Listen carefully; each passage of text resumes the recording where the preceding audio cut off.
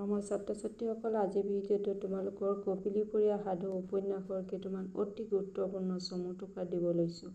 প্ৰথমটো হৈছে ভাঙৰি ভকত। ভোৰবন্ধা গাঁৱৰ একেবাৰে আন এটা মূৰত ল'ৰা-ছোৱালী নোহোৱা ভাঙৰি ভকতনীক লৈ অকলে থাকে। তেওঁ ৰূপাইক গীত মাত শিকায়। ভাওনাৰ প্ৰতি বৰ আগ্ৰহ।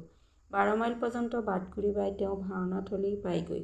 বৰ সৰবৰহী মানুহজন, সকলোৱে আপোন। তেওঁ ৰূপাইক ভালকৈ জানে, মৰমো কৰে।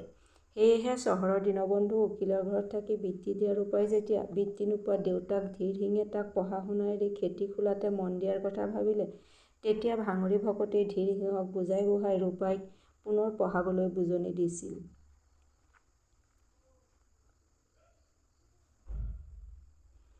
তদুপৰি বেথাৰাম পণ্ডিতৰ মৃত্যু হোৱাৰ বাবে গাঁৱৰ স্কুলখন ভাঙি গৈছিল। সেইখনক ভাঙৰি ভকতেই ৰূপাই হতুৱাই পুনৰ্নিৰ্মাণ কৰি ল'ৰা-ছোৱালীসকলক পঢ়া-শুনাৰ সুবিধা কৰি দিয়ে।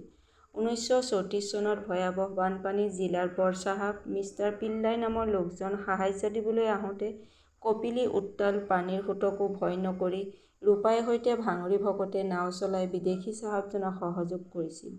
তাৰ পিছৰটো হৈছে তিলক গোসাঁই। কৈশোৰ যৌৱনৰ সন্ধিক্ষণত ভৰি দিয়া ৰূপাইক গান্ধীজীৰ অহিংস আদৰ্শৰ অন্তৰত দীক্ষিত কৰা, কৰ্মসংস্কৃতিৰ উদাত্ত চেতনা জগোৱা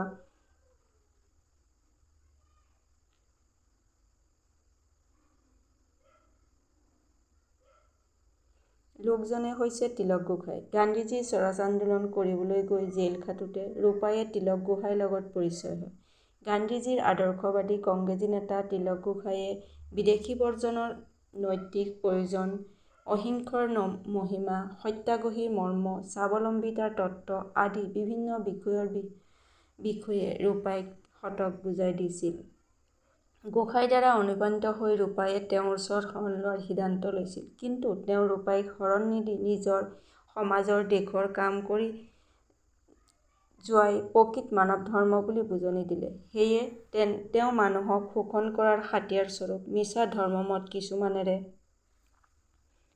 ৰূপাইক বিভ্ৰান্ত নকৰি হিন্দ স্বৰাজ নামৰ পুথি এখনহে উপহাৰ দিলে। তৃতীয়টো হৈছে বেথাৰাম পণ্ডিত। পাঠশালা স্কুলৰ শিক্ষক বেথাৰাম পণ্ডিত। ভোৰবন্ধা গাঁৱৰ একমাত্ৰ স্কুলখনত সোমোৱা দিনৰে পৰা সেই গাঁৱতে আছে।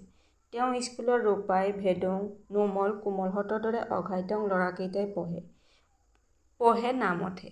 সিহঁতৰ চকু সদায় কপিলীৰ মাছমৰাতহে। স্কুলৰ চৌহদত থকা জৰি গছজোপাৰ ছাঁটোৰ নিৰ্দিষ্ট ঠাইখিনি পৰিলেই 11টা বাজিবৰ হয়।